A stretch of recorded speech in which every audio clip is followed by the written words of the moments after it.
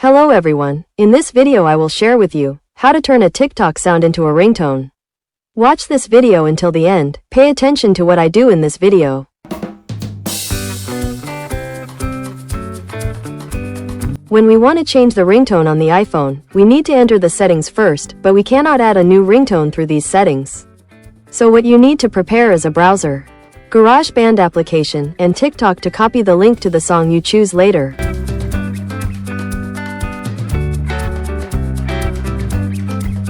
Please open the TikTok application to copy the video link that you will use as a ringtone on your iPhone later.